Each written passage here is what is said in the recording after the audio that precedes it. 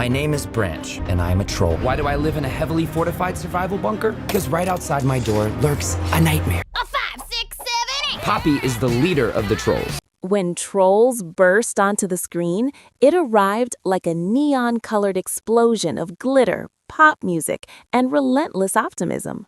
Coming from the same creative legacy that helped define modern animated comedy with Shrek, this film embraced irreverence and heart in equal measure, but it wrapped those qualities in something even more vibrant and musically driven. At its core, the story isn't just about tiny, big-haired creatures dancing through a candy-colored forest. It's about happiness, what it means, how fragile it can be, and how far different individuals are willing to go to chase it, protect it, or even consume it. The world of the film is split between two strikingly different societies. On one side are the trolls, creatures so relentlessly positive that they practically radiate joy. Their village is a living kaleidoscope, bursting with saturated pinks, blues, and yellows. The trolls greet each new day with choreography in their step and a perfectly harmonized chorus on their lips. They don't just enjoy music, they live inside it. Every emotion becomes a song, every gathering becomes a dance party. Their philosophy is simple and unshakable. Happiness isn't something you wait for, it's something you create. That unwavering optimism defines their culture and shapes their worldview. On the other side are the Bergens, towering gray-toned beings who live in a world devoid of color and light. Unlike the trolls, they don't believe happiness can be cultivated from within. Instead, they've built their entire society around the idea that joy is something external, something that must be consumed. For generations, they've been told that the only way to experience true happiness is by eating a troll.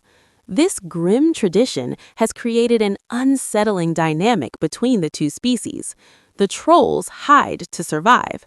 The Bergens wait for the rare opportunity to taste what they believe is their only path to joy. It's a dark premise, yet the film handles it with comedic absurdity rather than cruelty, transforming the idea into a satirical commentary on misplaced expectations. The narrative ignites when the Bergens once again threaten Troll Village. Their invasion shatters the illusion of permanent safety that the trolls have built around themselves. Suddenly, the singing stops. The colors feel less secure, and for the first time, the trolls' optimism is tested not by inconvenience, but by genuine danger. Several trolls are captured, and the community is thrown into panic. In the middle of this chaos stands Poppy, the embodiment of relentless cheer. Voiced by Anna Kendrick, Poppy isn't just the happiest troll ever born, she is the cultural heartbeat of her people.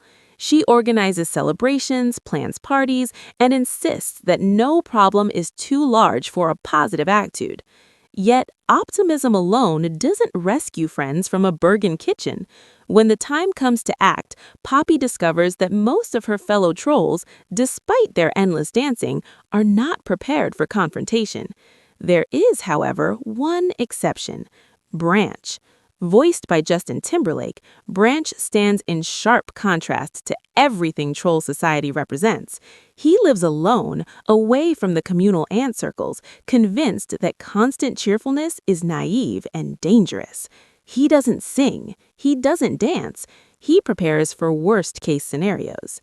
In a village powered by glitter and harmonies, Branch is a storm cloud hovering at the edge of the skyline.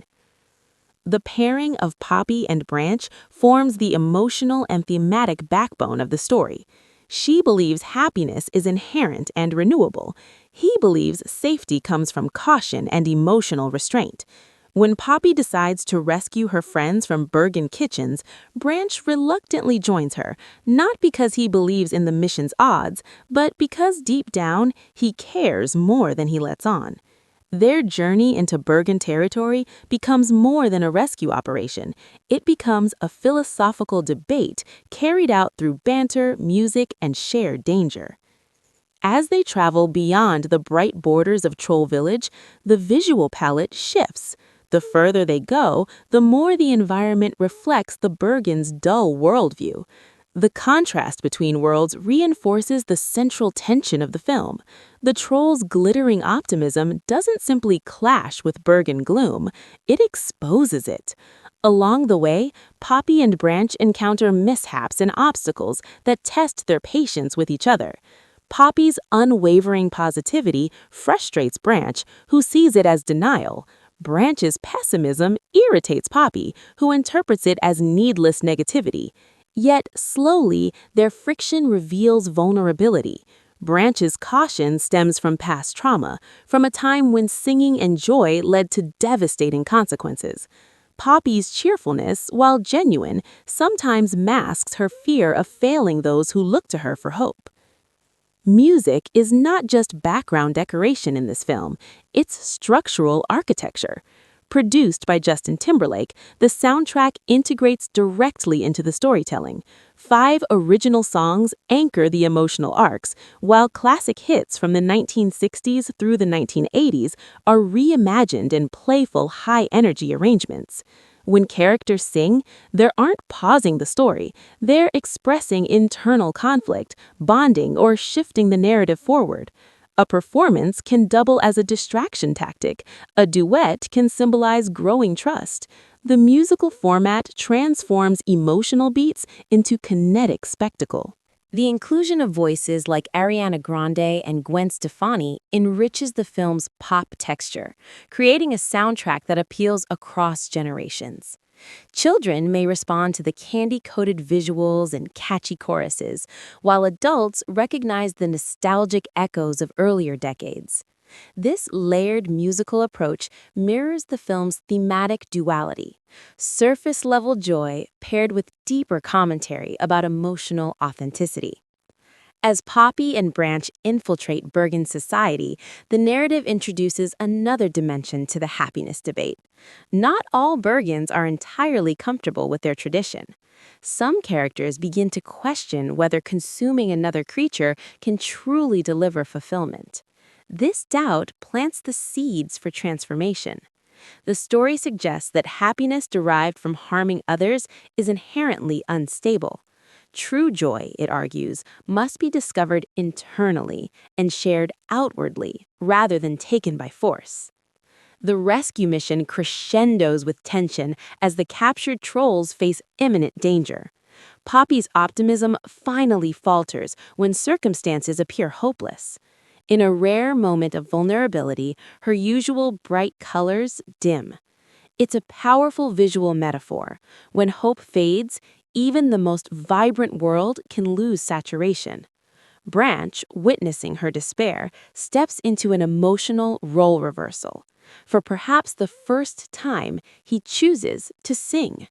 This act is not merely musical, it's symbolic. By embracing song, Branch accepts connection and vulnerability. He acknowledges that shielding himself from pain also shields him from joy. This emotional breakthrough becomes the turning point of the film. The message crystallizes. Happiness is not naive, nor is caution inherently wise.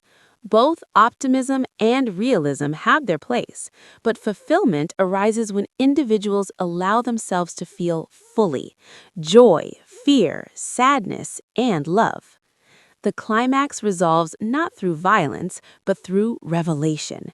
The Bergens discover that happiness was never hidden in a troll's stomach. It was waiting in their own capacity for connection, kindness, and self-acceptance. By the film's conclusion, both societies have transformed. The trolls learned resilience without losing their spirit. The Bergens learned self-generated joy without exploitation. The final celebration is not merely louder or brighter than the opening dance number. It carries weight. The music feels earned because it has survived doubt. The colors feel triumphant because they have endured darkness. What makes this story resonate beyond its silvery surface is its understanding of emotional contrast. Pure sweetness would become overwhelming. Constant cynicism would feel oppressive. The interplay between Poppy's exuberance and Branch's guarded realism creates balance. Their relationship evolves from irritation to respect to affection, modeling a partnership built not on sameness, but on complementary strengths. Technically, the animation style reinforces the tactile whimsy of the world. The characters appear almost handcrafted, with textures reminiscent of felt, yarn, and scrapbook materials. This aesthetic choice enhances the sense that the Trolls' world is assembled from creativity itself, as though joy can literally be stitched together. In contrast, Bergen environments feel heavier, more rigid, emphasizing their emotional stagnation.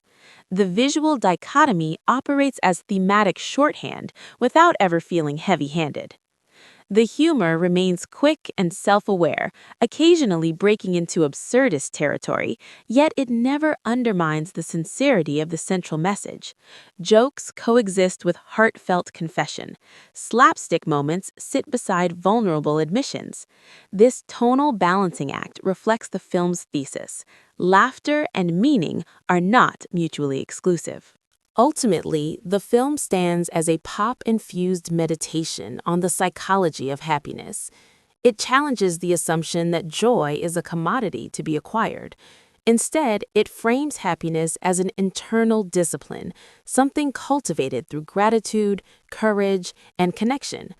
By the time the final chorus swells and the characters dance, not out of habit, but out of authentic celebration, the narrative has earned its exuberance. The enduring appeal of Trolls lies in this fusion of spectacle and sincerity. It dazzles with fluorescent hair and infectious melodies, yet beneath the glitter lies a surprisingly mature conversation about emotional responsibility.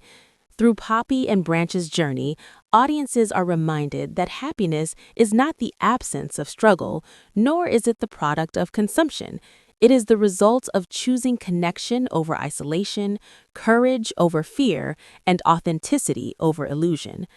In that sense, the film accomplishes something deceptively complex. It invites viewers into a world where characters sing to survive and dance to declare independence from despair. It suggests that even in the bleakest environments, color can return if individuals are willing to confront their own misconceptions. And long after the final note fades, the central idea lingers. Happiness cannot be swallowed whole. It must be created, shared, and sustained from within.